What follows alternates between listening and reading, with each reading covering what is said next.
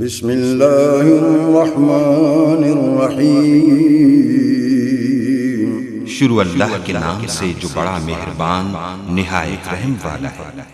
وَإِذَا قِيلَ لَهُمْ لَا تُفْسِدُوا فِي الْأَرْضِ قَالُوا إِنَّمَا نَحْنُ مُصْلِحُونَ،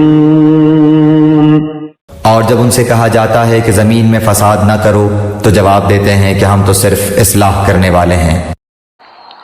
وَإِذَا قِيلَ لَهُمْ لَا تُفْسِدُوا فِي الْأَرْضِ، اور جب ان سے کہا جاتا تھا مت فساد کرو زمین میں، مراد کیا ہے اس سے؟ کہ جب محمد کو مان لیا کہ اللہ کے رسول ہیں، اب ٹھیک ٹھیک پیروی کرو، ان کے پیچھے چلو، ان کا حکم ہے تو جنگ کے لیے نکلو، ان کی طرف سے تقاضا آتا ہے مال پیش کرو، اور اگر تم اس سے کتراتے ہو تو فساد مچا رہے ہیں، جماعتی زندگی کے اندر فتنہ و فساد پیدا کر رہے ہیں۔ وَإِذَا قِيلَ لَهُمْ لَا تُفْسِدُوا فِي الْأَرْضِ قَالُوا إِنَّمَا نَحْنُ مُصْلِحُونَ، وہ کہتے تھے نہیں ہم تو صلح کرانے والے ہیں، اصلاح کرنے والے ہیں، ہم چاہتے ہیں لڑنا بھیڑنا کوئی اچھی بات نہیں ہے، ٹکراؤ تصادم یہ کوئی اچھے کام تھوڑا ہی ہے، بس ٹھنڈے ٹھنڈے دعوت دیتے رہو، جو چاہے قبول کر لے جو چاہے رد کر دے، خام خواہ یہ ٹکرانا اور یہ جنگ کرنا